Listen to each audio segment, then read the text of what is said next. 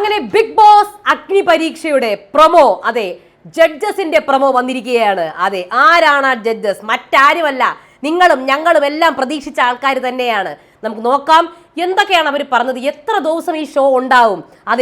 അതായത് നമ്മുടെ അഗ്നി പരീക്ഷ തീരും, ഒറ്റ ദിവസത്തെ ഗ്യാപ്പേ ഉണ്ടാവുള്ളൂ എന്നാണ് തോന്നുന്നത് നമ്മുടെ ബിഗ് ബോസ് സീസൺ സ്റ്റാർട്ട് ചെയ്യാൻ വേണ്ടിയിട്ട്. ഇതിന് ഈ പ്രൊമോയ്ക്കകത്ത് ലാലേട്ടനും ഉണ്ട്. ആരൊക്കെയാണെന്ന് നമുക്ക് ചർച്ച ചെയ്യാം. എന്തൊക്കെയാണ് അവർ പറഞ്ഞതെന്ന് നിങ്ങൾക്ക് കേൾക്കണ്ടേ? എല്ലാവർക്കും നമസ്കാരം, ഞാൻ നിങ്ങളുടെ സ്വന്തം രേവതി. വീഡിയോ ആദ്യമായിട്ട് കാണുന്നവർ ചാനൽ സബ്സ്ക്രൈബ് ചെയ്യണം, ലൈക്ക് ചെയ്യണം, കമൻറ്റ് ചെയ്യണം. അപ്പോൾ നമ്മുടെ ജഡ്ജസിനെ ആദ്യം തന്നെ ഇപ്പോൾ ഔട്ട് ആക്കിയിട്ടുണ്ടായിരുന്നു. ഏഷ്യാനെറ്റ് ന്യൂസിൽ തന്നെ അവരുടെ പേരുകൾ വെളിപ്പെടുത്തിയിട്ടുണ്ടായിരുന്നു. ഈവൻ ആരാണ് ഹോസ്റ്റ് എന്ന് പോലും പറഞ്ഞിട്ടുണ്ടായിരുന്നു നമ്മുടെ ഏഷ്യാനെറ്റ് ന്യൂസിൽ. അത് പറയാൻ വേണ്ടി വീഡിയോ ഇട്ടപ്പോഴാണ് നമ്മുടെ പ്രൊമോ വന്നിരിക്കുന്നത്. മറ്റാരുമല്ല, ആ ജഡ്ജസിനെ നമുക്ക് പറയാം. രഞ്ജിനി, റിയാസ്, അഖിൽ മാരാർ, ഈ 3 പേരാണ് ജഡ്ജസ് ആയിട്ടുള്ളത്. അതേപോലെ ഹോസ്റ്റ് ആയിട്ടുള്ളത് റെനീഷയാണെന്നാണ് ഏഷ്യാനെറ്റ് ന്യൂസിൽ പറഞ്ഞിരിക്കുന്നത്. ഇപ്പോൾ ഈ പ്രൊമോയിൽ എന്തായാലും റെനീഷ ഇല്ല. അപ്പോൾ കാത്തിരുന്ന് കാണാം. അപ്പം നമ്മുടെ പ്രൊമോ സ്റ്റാർട്ട് ചെയ്യാണ്. നോ ട്രസ് പാസിംഗ് എന്ന് പറഞ്ഞിരിക്കുന്ന ഒരു ബോർഡുണ്ട്. ആ ബോർഡ് ചവിട്ടിക്കൊണ്ട് ഒരാൾ വരികയാണ്. അതെ, ചവിട്ടിക്കൊണ്ട് ഒരാൾ വരികയാണ്. അപ്പം എന്നിട്ട് അതിനിടെ കൂടെ ഈ ആൾ തന്നെയാണ് മറ്റേ കോരി ഉണ്ടല്ലോ, ഷവലോ, ആ സംഭവം ഇങ്ങനെ തറയിൽ കൂടെ ഒരച്ചോണ്ട് ഇങ്ങനെ പോകുന്നുണ്ട്. അപ്പോൾ അത് തീയൊക്കെ ഇങ്ങനെ തുപ്പുന്നുണ്ട്. ആരാണ് അയാൾ? ദാ വരുന്നു ബിഗ് ബോസ് സീസൺ 5 വിന്നർ, നിലപാടിന്റെ രാജകുമാരൻ അഖിൽ മാരാർ. അതെ, തീ എങ്ങനെ ആ ഡപ്പ ഇതോടുകൂടി ആ സാധനം എടുത്തിട്ട് ഡപ്പയിൽ ഇങ്ങനെ അടിക്കുകയാണ്. അപ്പോൾ തീ ഇങ്ങനെ ചിതറുന്നു. അപ്പോൾ ഇമ്മാതിരി കാര്യങ്ങളൊക്കെ പുള്ളിയാണ് ഈ പ്രൊമോയിൽ ചെയ്യുന്നത്. അത് കഴിഞ്ഞ് നിർത്തിയിട്ട കാറ്, ഇരുട്ടിൻ്റെ ഇടയിൽ നിർത്തിയിട്ട കാറ് ലൈറ്റിൽ ഇങ്ങനെ 2 പേർ നടന്നു വരുന്നുണ്ട്. ആരാണത്? അതെ, ആ 2 പേരാണ് റിയാസും രഞ്ജിനിയും. അതെ, ബിഗ് ബോസ് അഗ്നി പരീക്ഷ സ്റ്റേജ് ഇങ്ങനെ കാണിക്കുന്നത് പൂട്ടി ഇങ്ങനെ ഇട്ടേക്കുകയാണ്. അപ്പോൾ അഖിൽ വരുന്നു, ഡയലോഗ്. ബിഗ് ബോസിലേക്കുള്ള ഈ വാതിൽ തുറക്കാൻ ധൈര്യമുള്ള ആരൊക്കെയുണ്ട്? മിക്കവാറും ഇവർ 3 പേരുമുള്ള ബിഗ് ബോസ് ആയി തീരുമെന്നാണ് തോന്നുന്നത്. മനസ്സിലായില്ലേ? പറയാൻ പറ്റില്ല. അതെ, പഴയ രാജാക്കന്മാരൊക്കെ അല്ലേ വരുന്നത്. അപ്പോൾ പറയാൻ പറ്റൂല. ജഡ്ജസ് തമ്മിലുള്ള ബിഗ് ബോസ് ആവാനും ചാൻസ് ഉണ്ട്. അപ്പോൾ രഞ്ജിനി, 40 സാധാരണക്കാർ, 21 ദിവസം. അപ്പോൾ 21 ദിവസം ഉണ്ടാവും നമ്മുടെ ഈ അഗ്നി പരീക്ഷ. ഓഗസ്റ്റ് 15-ാം തീയതി തുടങ്ങിക്കഴിഞ്ഞാൽ എനിക്ക് തോന്നുന്നു സെപ്റ്റംബർ 4-ാം തീയതി വരെ അഗ്നി പരീക്ഷ ഉണ്ടാവും.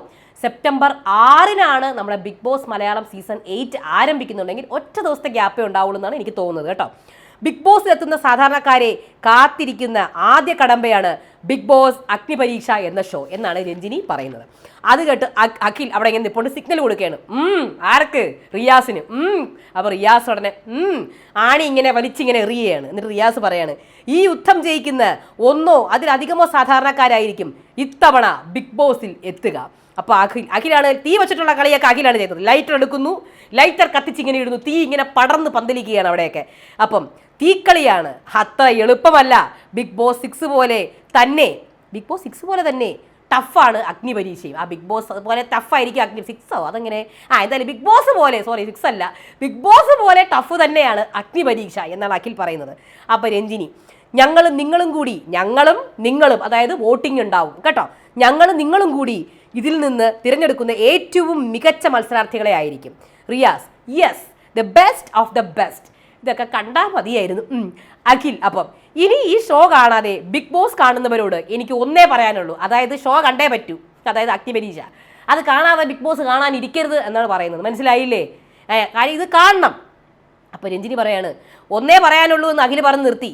അപ്പോൾ രഞ്ജിനി പറയാണ്, ഈ ഇൻട്രോ കാണാതെ ക്ലൈമാക്സ് കണ്ടിട്ട് കാര്യം എന്താണ്?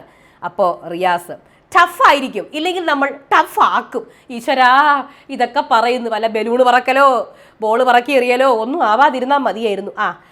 അതെ, കാര്യം ഈ പ്രൊമോകൾ തമ്മിൽ നമുക്ക് promo is not a promise എന്ന് ബിഗ് ബോസിൻ്റെ കാര്യത്തിൽ തെളിയിച്ചതാണ് കഴിഞ്ഞ സീസൺ തൊട്ട്, കഴിഞ്ഞ സീസൺ പ്രത്യേകിച്ചും.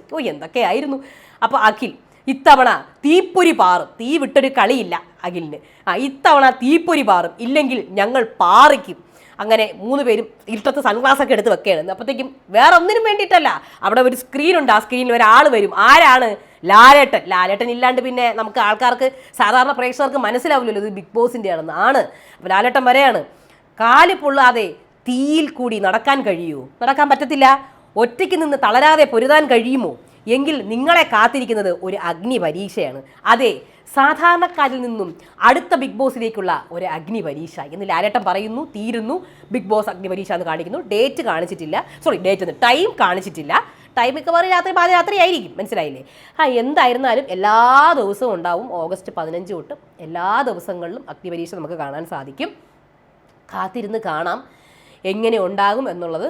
എനിക്ക് ജഡ്ജസൊക്കെ അവിടെ ഇരുന്നോട്ടെ, അവർ നമ്മൾ 21 ദിവസം അല്ലേ ഉണ്ടാവുള്ളൂ.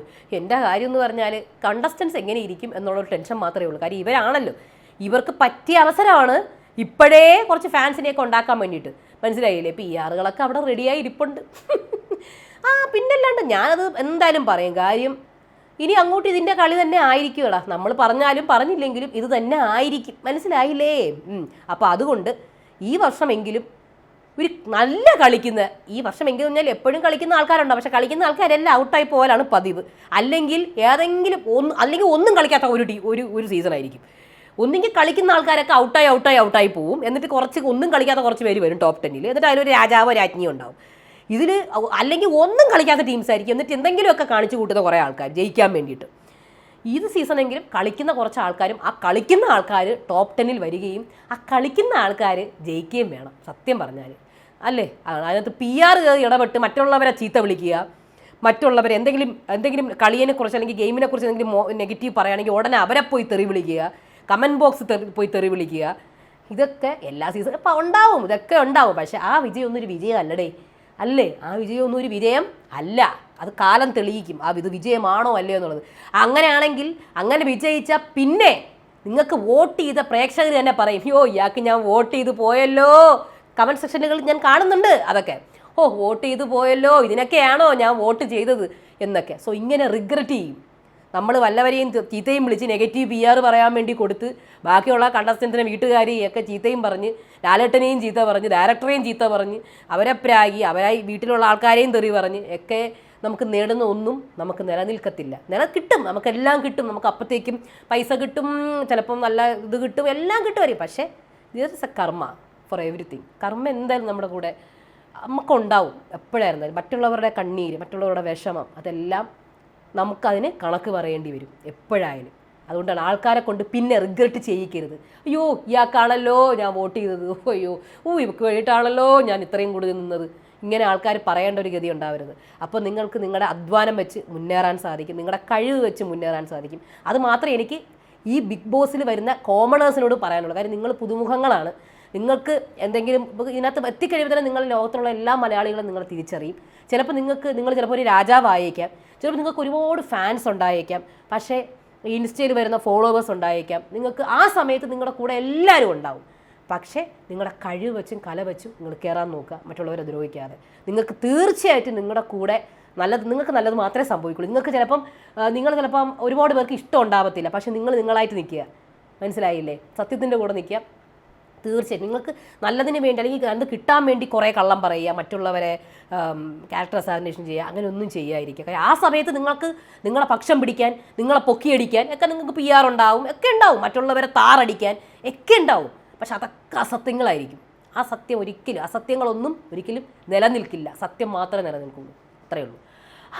ഇതൊക്കെ ഞാൻ ഇതിന് മുന്നേ പറയും. എന്നിട്ടോ തുടങ്ങിക്കഴിഞ്ഞിട്ട് ആര് കേൾക്കാൻ, ആര് പറയാൻ? പാവം ലാലേട്ടൻ്റെ അവസ്ഥ വരെ, പുള്ളിക്കാരനെ വരെ ഇങ്ങനെ അമ്മാനം അടിക്കുകയായിരുന്നു. പിന്നെയാണ് ഞാൻ പറയണത് കേൾക്കാൻ. അല്ല, കഴിഞ്ഞ സീസണുകൾ വെച്ച് പറഞ്ഞതേ ഉള്ളൂ. എന്തായാലും കാത്തിരുന്ന് കാണാം. ജഡ്ജസ് തമ്മിലാണോ അടി, ഇനി കോമണേഴ്സ് തമ്മിലാണോ അടി എന്നൊക്കെ കാത്തിരുന്ന് കാണാം. അടുത്ത PR-കളൊക്കെ രംഗത്തിറങ്ങാൻ സമയമായിട്ടുണ്ട് അല്ലേ? അപ്പോൾ അടുത്ത വീഡിയോ ആയിട്ട് വരാം. അതുവരേക്കും ബായ്.